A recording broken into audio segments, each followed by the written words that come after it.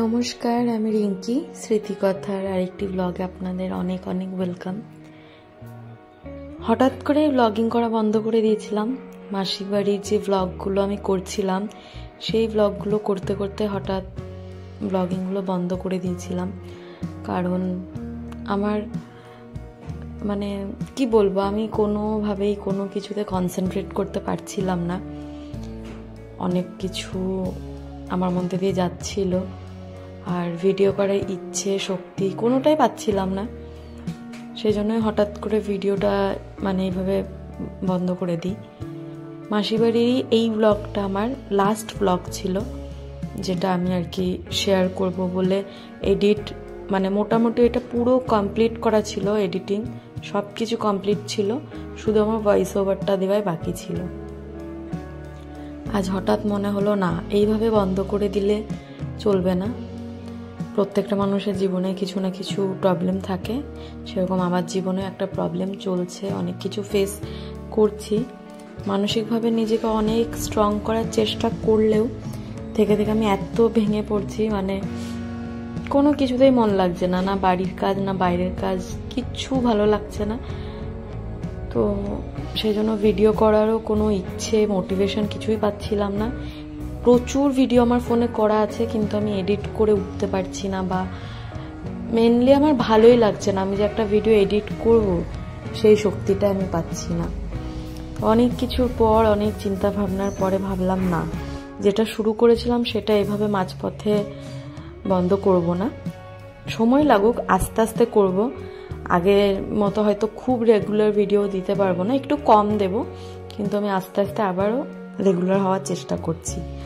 তো এই ব্লগটাই তোমরা দেখতে পাচ্ছ, মাসিবাড়ি ব্লগ যে আমার শুরু হয়েছিল সেইটারই এটা লাস্ট ব্লগ। এখানে আমরা এই যে মামা মামির 2 ছেলে মেয়ে, দিদি ভাই সবার সঙ্গে আমরা একটু ঘুরতে বেরিয়েছিলাম একটা পার্কে, বালুরঘাটেরই একটা পার্ক। সেখানে আমরা এই টয় ট্রেনে উঠেছিলাম। প্রচণ্ড হ্যাপি ছিলাম সেই সময়, খুব মজা করেছিলাম, ভীষণ ভালো লাগছিল। বাড়ির থেকে কিছু দিনের জন্য আমি ওরকম বাইরে যখন বেরিয়েছি মোটামুটি আমি ঠিক হয়ে গেছিলাম, কিন্তু সেম বাড়ি ফেরার পরে আবার টুকিটাকি এমন কিছু কথা হয় যে জন্য আবার সেই ভেঙে পড়ছিলাম। তো যাই হোক, সেসব কথা বাদ দিই। তো এই ভিডিওটা আমি যেহেতু পুরোপুরিভাবে এডিট করে রেখেছি, সব করে রেখেছি, ভাবলাম যাই হয়ে যাক না কেন শেয়ার করি। এখানে দেখো মামা মামি, এই যে পিহু, সবাই মিলে আমরা প্রচণ্ড আনন্দ করেছি, খুব মজা করেছি। মামা মামি খুব আমাদের হ্যাপি করেছে ওই আর কি ঘুরতে নিয়ে। যে মামা খাওয়া দাওয়ার পরে বোনের স্বাদের যে অনুষ্ঠানটা ছিল দুপুরে, সেই খাওয়া দাওয়া মিটিয়ে আমরা এখানে বেরিয়ে পড়েছি। আর যেহেতু পিহুর দাদু হয়, তো পিহুকে একটু ইয়ার্কি ঠাট্টা করছিল, আর ও একটু লজ্জাও পাচ্ছিল। এই যে ভাই দিদি, এখানে মামা মামির 2 ছেলে মেয়ে, পিহু। আর এই পাশে যেহেতু আমি ক্যামেরাটা ধরে আছি, তো সেজন্য আমাকে আর দেখতে পাচ্ছ না। হঠাৎই আমাদের ওরকম খেতে বসে মামা বলল চল কোথাও ঘুরে আসি। হঠাৎ মামা সেই টোটোবেলাকে ডাকলো, একজনকে ফোন করে খাওয়া দাওয়া সেরে আমরা সবাই বেরিয়ে পড়লাম সেই মুহূর্তে। তো বেরিয়ে পড়ার পরে একটু ঘুরে টুরে আমরা ওই সন্ধ্যা নাগাদ বাড়ি ফিরেছিলাম। আর যেহেতু সকাল থেকে একটা চলছিল দিন, এত লোকজন বাড়িতে, তো সবাই একটু কাজকর্মে নাজেহালের অবস্থায় ছিল। যে যেমন অবস্থায় ছিলাম সেইভাবেই চলে এসেছি।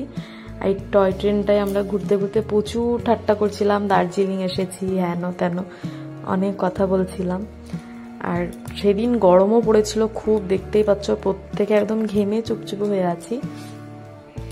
আর এই পার্কটা এত বড় এরিয়া নিয়েছিল, আর এত এখানে স্লাইডিং দোলনা এত বেশি ছিল, দোলনার জন্য আর কি ওয়েট করতে হবে না কাউকে, এত পরিমাণে ছিল। লোকও অত ছিল না, সবাই যে যার মতো ছোট বড় সবাই এনজয় করছিল। আমরাও ঘুরে ঘুরে ট্রেন থেকে একটু চারিপাশটা দেখছিলাম। মাসিবাড়ির থেকে ঘুরে আসার পরও আমি কিছুদিন মোটামুটি চেষ্টা করছিলাম যে আস্তে আস্তে সবকিছু আবার সামলে উঠবো। তো ওদিকে না সামলে উঠতে আমার আবার কাজেরও প্রেশার পড়ে গেছিলো, যেহেতু পুজো শুরু হয়ে গেছিলো। এইবার পুজো যখন শুরু হয় তখন সংসারের কাজ, বাড়ির কাজ, নিজেরও কিছু পার্সোনাল কাজ থাকে, তারপরে পার্লার, সেলাই, সব কিছু নিয়ে আমি পুরোপুরিভাবে হিমশিম খাচ্ছিলাম, যে জন্য আমি আর কোনোভাবেই এই মানে আমার ব্লগিংগুলোতে আমি আর সময় দিতে পারছিলাম না। আর সেরকম আমাকে হেল্প করারও কেউ নেই। আমি যে কাউকে বলবো আমি পারছি না, তুমি বা তোমরা কেউ একটু একটু করে চেষ্টা করে দাও আমাকে। আর যেহেতু বাবার বাড়িও সে কদিন যেতে পারিনি কাজের চাপের জন্য, মাও একটু দিল্লি গেছিল, বাবা ওখানে আছে পুজোতে, এবার মা দিল্লিতেই ছিল। মা থাকলে হয়তো একদিন দুদিন মাকে দিয়ে কিছু ভিডিও করিয়ে নিতে পারতাম, মা ছিল না। মা ফিরে এসছে, ফিরে আসার পর আমাকে অনেক কদিন ডেকেছে যে আমি রান্না করবো, আয় ভিডিও করবি, কিন্তু ওই যে বললাম না মানে ভিডিও করাটা আর কোনোভাবেই হয়ে উঠছিল না, পসিবলই হলো না আমার পক্ষে। আশিসও অনেক বলেছে বারবার তুমি ভিডিও করা বন্ধ করো না, আস্তে আস্তে ভিডিওগুলো করো, ওখানে তুমি একটু ব্যস্ত থাকো, তাহলে তোমার এদিক থেকে যে মাথায় যেসব প্রেশারগুলো আসছে কম হবে। কিন্তু চেষ্টা করে হয়ে উঠছিল না। এই 2-3 দিন ধরে অনেক রকম কথাবার্তা বলে, অনেক কিছু শেয়ার করে বা আমাকে অনেক কিছু বোঝানোর পরে আমার নিজেরও একটু হালকা লাগছে। দিয়ে আমি ভাবলাম না, এবার শুরু করা যাক, নতুন করে আবার শুরু করছি। এইভাবে বারবার ভিডিও করার সময় না আমার এত ডিস্টারবেন্স আসে। আমি এর আগেও একবার ব্লগিং করে এইভাবে বন্ধ করে দিয়েছিলাম। আশেপাশে আমাকে অনেকে জিজ্ঞেস করে কি ব্যাপার তুমি আর ভিডিও দিচ্ছ না কেন, অনেকেই জানে। তো ভাবলাম না, যা হয়ে গেছে, সেসব কথা আর মাথায় রেখে কোনো লাভ নেই, সেগুলোকে ফেলে রেখে আবার নতুন করে শুরু করা যাক। এবার থেকে আমি নিজের মতো বাঁচতে চাই, নিজের মতো করে আমি ভালো থাকার চেষ্টা করছি, আর ভালো থাকবো। আমি সবসময় এটাই ভেবে এসেছি, যেটা আমার নেই সেটা নিয়ে আমার মানে চিন্তা করা, কষ্ট পাওয়ার থেকে যেটা আমার কাছে আছে আমি সেগুলোকে নিয়ে আঁকড়ে ধরেই বাঁচতে ভালোবাসি। তো আমার কাছে যেটুকু আছে, যা আছে, সেগুলোর জন্য আমি ঠাকুরের কাছে মানে ভগবানের কাছে অনেক থ্যাঙ্কফুল যে হ্যাঁ তুমি যেগুলো আমাকে দিয়েছো সেগুলো হয়তো অনেকের নেই। তো সেসব দিকে তাকিয়ে আবার ব্লগিংগুলো শুরু করছি। আর আশিস বলছিল যে তোমার এই মাসিবাড়ির নদীর ব্লগ দেখতে দেখতে লোকে বোর হয়ে গেছে, কিন্তু মাসিবাড়ি যে বেশিরভাগই আমাদের এই নদী করেই আমরা আর কি হই হুল্লোড় করেছি। তো এটাই লাস্ট ব্লগ। আমরা ঘুরে এসে তারপরের দিন আর কোনো ব্লগ করিনি। রাত্রে ঘুম থেকে খুব সকাল সকাল উঠে মোটামুটি 7টা বা 7:30টার সময় চলে এসেছি সবাই মিলে। এই নদীতে স্নান করে আমরা খাওয়া দাওয়া করে দুপুর 12:30 বা 1টার মধ্যে বেরিয়ে পড়ব। তো এই দিনও আমাদের সঙ্গে একটা ঘটনা ঘটে যায়, যেদিন মাসিবাড়ি থেকে আমরা ফিরে আসবো আর কি। আমার আর দিদির ব্যাগটা যদি তোমরা প্রথম দিকের ব্লগগুলো খেয়াল করে দেখো, মানে মোটামুটি একদম সেম। মা বৃন্দাবন বা দিল্লি থেকে এনে দিয়েছিল দুজনকে দুটো ব্যাগ, তো আমরা ওই দুটো ব্যাগ নিয়ে গেছিলাম সঙ্গে। এবার ঘটনা কি হয়েছিল, ব্যাগ দুটো যেহেতু একদম সেম দেখতে, একটু আলাদা মানে একটুখানি মানে শেড বা একটুখানি সামান্য একটু আলাদা, দূর থেকে বোঝা যায় না কোন ব্যাগটা কার।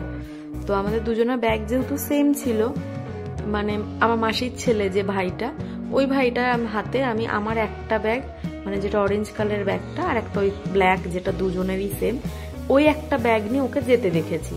সেখানে আমি ভেবেছি ওই তো আমার ব্যাগও নিয়ে যাচ্ছে, কিন্তু আসলে ও দিদির ব্যাগটা নিয়ে বেরিয়েছিল। এক হাতে দিদির ব্যাগ ছিল, এক হাতে আমার ব্যাগ ছিল। আমি যেহেতু দুটোই ব্যাগ নিয়ে গেছি, আমি দূর থেকে দেখতে পাচ্ছিলাম যে ও আমার দুটো ব্যাগ নিয়ে যাচ্ছে, সেই জন্য আমি আর খেয়াল করিনি। স্টেশনে নেমে আমরা খেয়াল করলাম যে আমার ব্যাগটা মিসিং। আমার ব্যাগটা আমি মাসি বাড়িতেই ফেলে এসেছি, ট্রেনেরও টাইম হয়ে গেছিল। মেসো আর ভাই দুজন মিলে মানে তাড়াহুড়ো করে বাইক নিয়ে চলে এসেছিল ব্যাগ দিতে। ইভেন ওরা ট্রেন ঢোকার সময় পৌঁছেও গেছিল, শুধু প্ল্যাটফর্মটা এবার যেখানে ট্রেনটা দিয়েছিল মানে 1 বা 3 এরকম কনফিউশন ছিল কিছু। তো ওরা জানতো যে সবসময় 3 নম্বর প্ল্যাটফর্মে ট্রেনটা দেয়। তবে আমরা যেদিন বাড়ি ফিরি সেদিন ভুল করে 1 নম্বর প্ল্যাটফর্মে ট্রেনটা, সরি ভুল করে না, মানে সেদিন 1 নম্বর প্ল্যাটফর্মে ট্রেনটা ছিল, আর ভাই ভুল করে 3 নম্বর প্ল্যাটফর্মে একটা অন্য ট্রেন ছিল, সেই ট্রেনে আমাদের খুঁজে বেড়াচ্ছিল। তারপরে আমরা আর কিছু আমাদের করার ছিল না। আর ব্যাগটা আমার ভীষণ ইম্পর্টেন্ট জিনিস ছিল, যেহেতু আমি একটু মেকআপের কাজ টাজ করি, আমার মেশিনপত্র সব ছিল, আর মাসির বাড়ি অনেকটা দূরে, সহজে যাওয়াও হয় না যে ব্যাগটা ফেলে আসবো পরে অন্য সময় যে নিয়ে আসবো। আমি 4 থেকে 5 বছর পর হয়তো মাসির বাড়ি এবার গেছিলাম, সেই জন্য মা হঠাৎ ওখানেই থেকে যায়, আমরা সবাই চলে আসি। মন মেজাজ এতটাই খারাপ ছিল, আর কোনো রকম ভিডিও করিনি। পরের দিন মা সকালবেলা ওখান থেকে বাস নিয়ে আমার ব্যাগটা নিয়ে ফিরে আসে। তো কিছু করার ছিল না, আমাদের সঙ্গে এরকমই একটা ঘটনা ঘটে গেছিলো। এরপর থেকে আমি অনেক কেয়ারফুল থাকবো ব্যাগ নিয়ে, যেহেতু আমার ভুলের জন্যই হয়েছিল, আমার একবার দেখে নেওয়া উচিত ছিল। তো কি আর করা যাবে, হয়ে গেছে। ভুল না হলে মানুষ বুঝবে কি করে যে নেক্সট টাইম এই জিনিসটা খেয়াল রাখতে হবে। তোমাদের সঙ্গে কথা বলতে বলতে এখানে প্রায় আমরা অনেকটা হেঁটে নদীর যে জলটা সেখানে চলে এসেছি। আর এসে দেখলাম জলটা মানে আগের দিন যেইভাবে ছিল সেভাবে নেই, অনেকটা এই দিকটা সামনের দিকে চলে এসেছে।